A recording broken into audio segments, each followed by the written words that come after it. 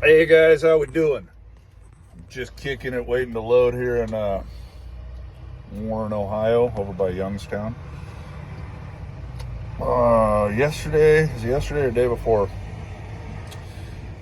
spent a good couple hours on the phone with a guy that wanted to quit over personal conveyance, and talked to Joey, and I even called Perry, the vice president. And so I wanted to talk about the personal conveyance here at CRST just a little bit.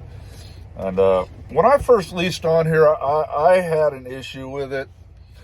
And a couple things have happened since then. One, I realized I was just probably being bullheaded and making a bigger deal out of it than it really was. I mean, yes, this is my truck, okay? And really, before we go too far, I think you guys need to understand something right off the bat. Only the flatbed and expedited or whatever even have personal conveyance anymore. The CRST's taken it away from all the company drivers. So have a lot of mega carriers. There's just been too many egregious violations. I mean, here they've had guys running 300 miles on it. Just absolute ludicrous stuff. But guys like me that own their own truck, we tend to that ain't right. Now, I know this might ruffle some feathers, but you guys that are lease purchase guys, that's not your truck. You haven't paid for it yet. You're paying for it.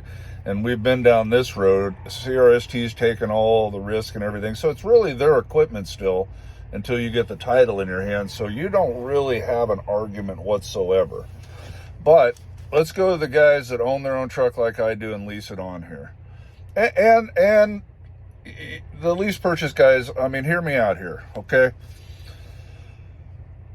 CRST has to protect themselves, okay? So the big argument's going to be, well, I pay bobtail insurance, this and that, and, I should be able to personal conveyance at will when I'm not under a load. Yes and no. That's not really what personal conveyance is set up for. It's not what it's intended for. And at the end of the day, if you run into somebody and you're not under a load, yeah, the insurance you pay is going to cover it up until the point they sue you above and beyond insurance coverages. Then guess who's going to be in court? CRST, not you. So, and I think all of us need to be honest here. Are you really using personal conveyance for what it's supposed to be, or are you using it to cheat, to extend your 14-hour day, move around, sneak home, whatever? I think if we're honest, you don't really use that much personal conveyance. And they haven't said you can't use it. What they've done is they've turned it off on Maven.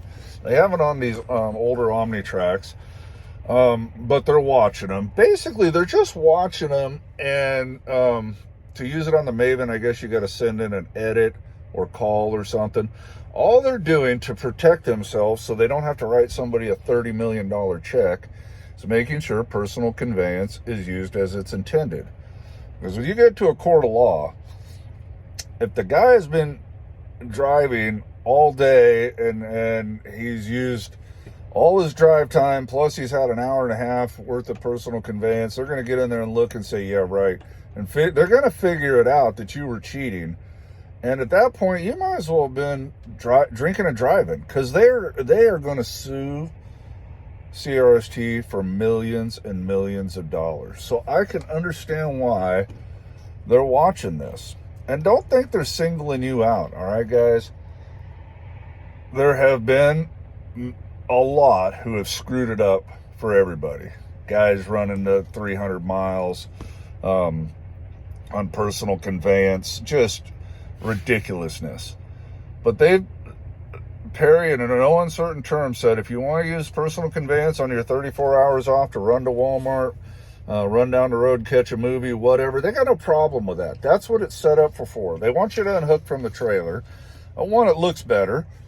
If you're unhooked from a trailer, you're definitely using personal conveyance. There could be no argument that you're trying to move around to get a load, all right?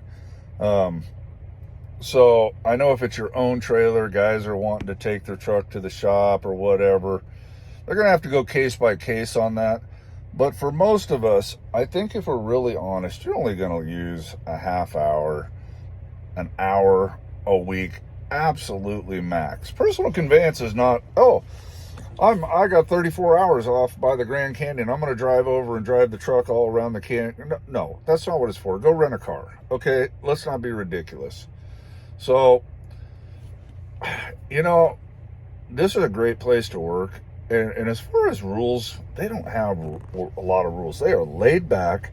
They treat you well. They leave you alone. They never bother me. The only thing I got to do that's mildly annoying is safety videos, but those need to be done. You know, we all need reminding so we don't get set and develop bad habits. And even though I don't like them, I muddle and push through them. But they're not near like a Snyder who's watching every little thing, or even Landstars watches you more than this, and Mercer. So, I mean, you chose to lease onto a big company, and I got videos about having your own authority versus leasing on and what I think, and I've been over that, and it's like kicking a dead dog, and the fight will never be solved.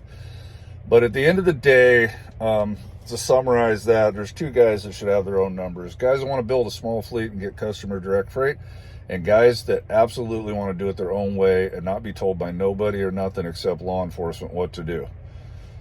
Then if you're that guy, and little things like this personal conveyance thing that they're trying to clamp down on to protect themselves bothers you that much, you should probably go and get your own authority. I think the guy I was talking to, he's like, he was so mad he's going to quit over a little bit of personal conveyance. And then in the next breath, he said, yeah, it's really too bad because I love it here. It's good pay. The agents are great and everything. And I'm like, I think you got to think about what you're saying, man. Think about that. You're going to, a good place to work that treats you real good, pays you good, the agents bend over backwards for you. You're going to quit and throw a temper tantrum over 30 minutes to an hour a week worth of personal conveyance, which is about what you should use if you're using it legally. I mean, come on. That's my spiel on the personal conveyance, man. I see it as a non-issue. I don't really see it as them, you know, at first I didn't get that. Could you try again? Well, Siri, I'm not talking to you. I gotta see. Okay. Oh, I got my watch on. This is my Wi-Fi. She got me this little, what do you call this? Apple Watch. So if I'm out of the truck, she can call me or whatever, text me. It's a tracking device. Anyways, totally lost my train of thought.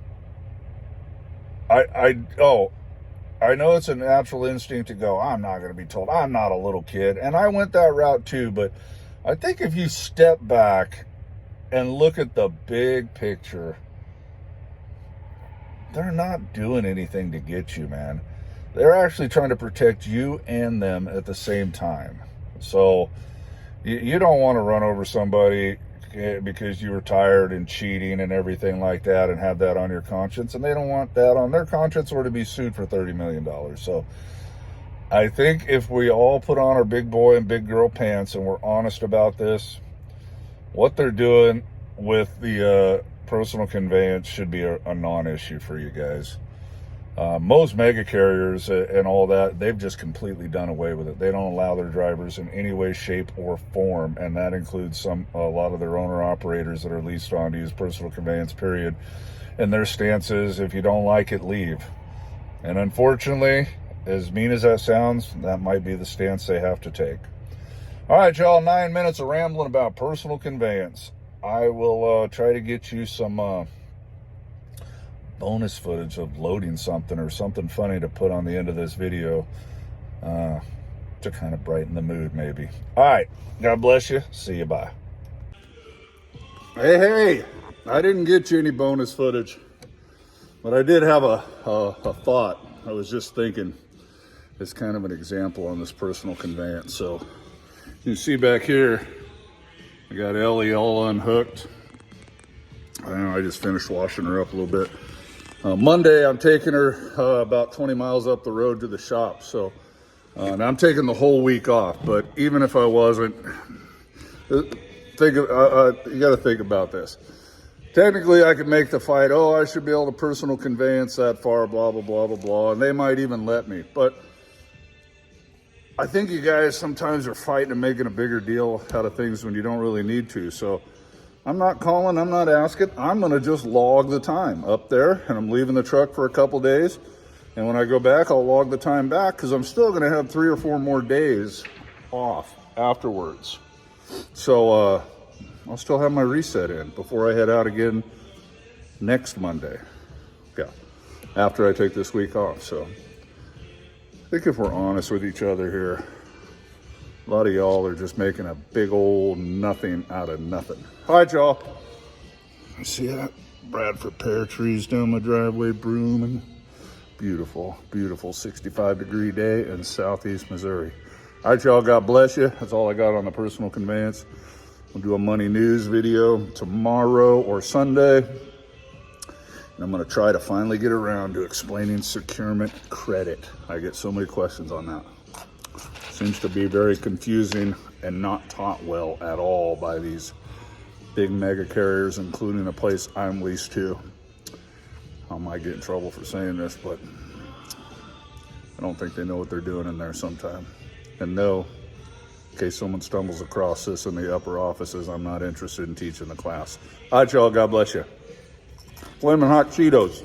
Bye now.